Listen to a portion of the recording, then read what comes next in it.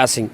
अब आम जनता की राय लेते हैं कि विधायक कैसा होना चाहिए। अभी अभी ब्यास सिंह के द्वारा अभी एक रोड का उद्घाटन किया गया जो माहौल गांव में यहाँ पर मौजूद है। यहाँ आम जनता की क्या राय है, आम जनता कैसे विधायक चुनना चाहती है, यही इस बार हम जानेंगे। सबसे पहले आपसे ये जानेंगे कि अभी अभी ब्यास सिंह ने रोड का उद्घाटन किया, तो आप ये बताइए कि दरौंदा का विधायक कैसा होना चाहिए? क्या ब्यास सिंह जैसा होना चाहिए कि और किसी विधायक की ज़रूरत है? देखिए, जिसका ब्यास सिंह नाम है वो बुझे कि विकास पुरुष है। अभी तक जो 15 साल में नहीं हुआ वो उन्होंने 6-8 महीना के अंतराल में 168 रोड बनाए। और रहा बात ये रोड का, तो बहुत जनप्रतिनिधि आ गए, हम अपने फंड से इसको 450 फीट एथी कराए थे। बाकी जब विधायक जी का देखे कि बहुत माने इस पूरा विधानसभा में एक्टिव हो रहे हैं और विकास का एथी कर रहे हैं, तो हम अपना छोड़वा करके ईजा से लेकर 1100 फीट महुअल महल फोटानी मोटर से लेकर के सुब्राती मियाँ के घर के आगे तक विधायक जी ने एथी किया। यहीं तक नहीं किया महुअल महल में, इसमें जिन बाबा से लेकर के काली मियाँ के स्थान तक भी पास कराए हैं मुख्यमंत्री की योजना के तहत। ये विकास है, ब्यास है जिनका कोई जोड़ ही नहीं है। जनता के सब सुख दुख दर्द जानना इनका सारा, इनके साथ इनका पूरा परिवार ही सच्चे रूप से सेवा में लगे रहते हैं। जनता को दुख सुख सुनते हैं ये। अब पूरा विधानसभा में इनका जो मॉडल है, जो इनका सोच है, बहुत आदरणीय है, सामान्य है।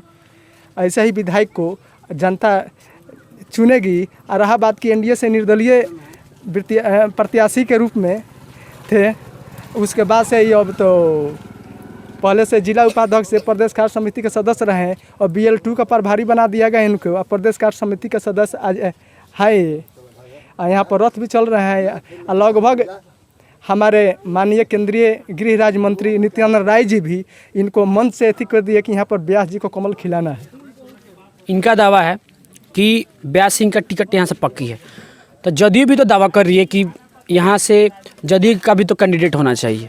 जदयू दावा कर रही हैं। बाकी देखिए, कोई भी नीतीश, हमारे शीर्ष नेतृत्व ने नीतीश जी के नेतृत्व में चुनाव लड़ने का निर्णय लिया है, जिसमें हमारे माननीय राष्ट्रीय अध्यक्ष JP नड्डा जी, हमारे प्रधानमंत्री नरेंद्र मोदी जी, गृह मंत्री माननीय अमित शाह जी, हमारे यहाँ के प्रदेश अध्यक्ष जायसवाल जी, सारे लोग ने, केंद्रीय नेतृत्व ने यहाँ निर्णय लिया है कि नीतीश जी के नेतृत्व में, जब नीतीश जी का नेतृत्व में हुआ तो कोई भी स्वाभाविक है कि कोई भी चुनाव में चाहे कोई भी लड़ाई हो तो उसमें जो घोड़ा आगे रहता है उनको आगे किया जाता है। हमारे ब्यास जी जो है वो चुनाव में निर्दलीय के रूप में अपार बहुमत से जीते हैं। एनडीए के इन्होंने एकदम मजबूती के साथ रहे हैं, भाजपा के साथ नहीं छोड़े हैं, शुरू से है, आज भी है।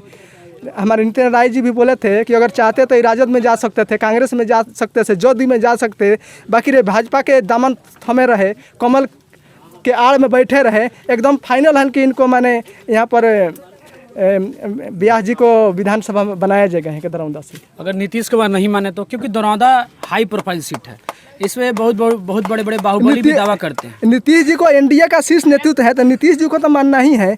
चूँकि जानते हैं कि जो है वर्तमान में विधायक है उनको कभी भी यही नहीं करेंगे, चूँकि भाजपा एनडीए लोजपा तीनों मिल करके, एनडीए में तीनों दल हैं जो एक साथ मिलकर लड़ रहे हैं। सब बड़े नेता लोग हैं, आपस में सुलझ लेंगे। एकदम फाइनल है कि ब्यास सिंह यहाँ से लड़ेंगे। जय ब्यास तय ब्यास, दरौंदा विधानसभा से एकदम फाइनल। अगर पेच फंस गई, अगर गठबंधन की जो सरकार है लोजपा, भाजपा और जदयू, अगर पेच फंस गई, अगर लोजपा 143 सीटों पर दावा ठोक रही है, तो अगर लोजपा पार्टी से गठबंधन तोड़ के अगर दूसरे पार्टी के साथ गठन करती है, तो क्या भाजपा और जदयू को नुकसान होने वाला है? अभी ऐसा कोई बात नहीं है, चूँकि अभी कल हमारे राष्ट्रीय अध्यक्ष आए देते हुए में चिराग पासवान जी, हमारे सुशील कुमार मोदी जी, मंगल पांडे जी, नीतीश जी, सारा लोग एक मंच पर हैं। एनडीए एक है, अटूट रहेगा, इसमें कोई भी दिक्कत नहीं है। आप अटूट की बात कर रहे हैं। अभी भी चिराग पासवान का स्टेटमेंट आया, जो 15 सालों में विकास की बातें की जा रही है। 15 साल बहुत होते हैं, बहुत सारे विकास किए जा सकते हैं, लेकिन यहाँ गठबंधन की भी बात हो रही है। आप गठबंधन की मजबूती की बात कर रहे हैं, यहाँ तो पेच फंस रहा है, गठबंधन टूटने वाली बात दिखाई दे रही है। यहाँ अटूट गठबंधन तो दिखाई नहीं दे रही है। चिराग जी है हमारे लोजपा का राष्ट्रीय अध्यक्ष हैं, समय आने पर सारा लोग एक रहेंगे। एनडीए का सरकार यहाँ पर निश्चित रूप से बनेगा। थोड़ा सा हल्का फुल्का चलता रहता है परिवार में, एक परिवार में थोड़ा सा इधर उधर चलता रहता है। बाकी जो गार्जियन होता है सारा लोग मिला जुला कर चलते हैं। जो हमारे नरेंद्र मोदी जी हैं, JP नड्डा जी हैं, सारा लोग एक साथ एक सुर में मिला करके, एक स्वर में मिला करके चुनाव के अभी टाइम है, सब लोग रास्ता साफ हो जाएगा, सब लोग एक मंच पर रहेंगे। एक मंच पर रहेंगे। अब मैं आपसे पूछना चाहता हूँ, आप एक युवा हैं, तो इस बार का बिहार में मुख्य मुद्दा क्या होने वाला है विधानसभा क्षेत्र में? इस बार का मुख्य मुद्दा विकास और रोजगार ही रहेगा। नीतीश कुमार तो रोजगार दे नहीं रहे हैं, तो झूठे वादे करने से क्या फ़ायदे? झूठे वादे नहीं हैं, वो कुछ कामों में आए हैं, लेकिन अपना वादा पूरा किए हैं। और देखिए इस बार बहुत उम्मीद है उनसे, एनडीए से बहुत उम्मीद है। रोजगार पैदा करेगी ये सरकार। रोजगार पैदा कहाँ कर रही है? रोजगार तो चली जा रही है। ये विपक्ष का आरोप है। विपक्ष का ये भी आरोप है कि ये आए दिन नौकरियाँ लेते चले जा रहे हैं। जितने भी जितने भी सरकारी संस्थानें हैं उनको निजीकरण किया जा रहा है। तो इसमें रोजगार देने की कहाँ बात आ रही है?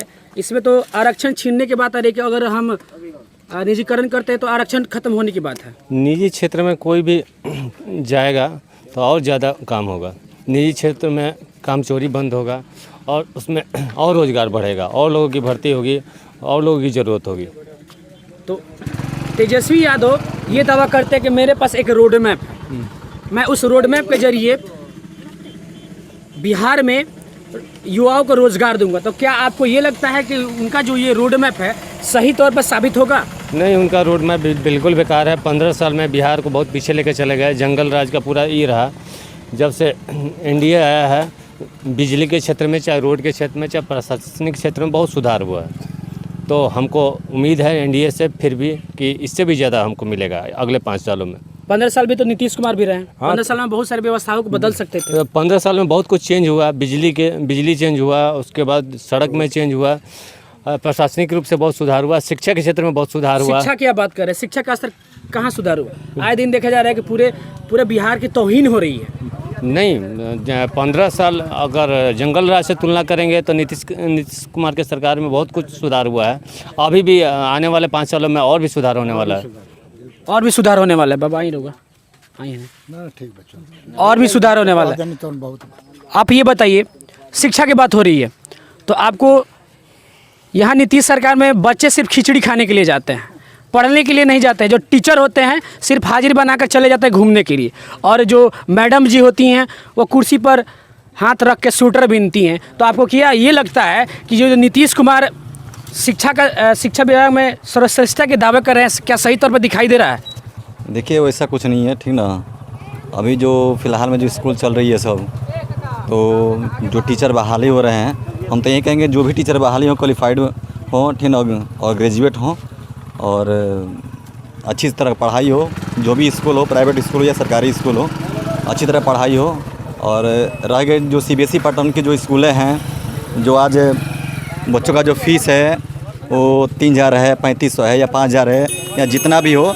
लेकिन हम यही कहेंगे कि जो मतलब लूज परिवार के आदमी हैं, जो गरीब परिवार के आदमी हैं, और उनका जो लड़का स्कूल में पढ़ता है, CBSE पैटर्न से प्राइवेट स्कूल में पढ़ता है, उनका जो मंथली फ़ी है वो कम लगे, ठीक ना। यही हम गुजारिश करें नीतीश कुमार से कि इस पे ध्यान दें। निश्चित तौर पर ब्यास का विकास बोल रहा है। दरौंदा विधानसभा क्षेत्र से निर्दलीय विधायक है। बहुत कम समय में 8 महीनों के कार्यकाल में उन्होंने काफ़ी हद तक विकास किया था। क्या इस बार जो इस बार एनडीए की जो सरकार है और जदयू की सरकार है, क्या दरौंदा विधानसभा क्षेत्र से ब्यास सिंह को टिकट देती है? यह शीर्ष नेताओं का काम है। आप देखते रहिए वेब समाचार। नमस्कार।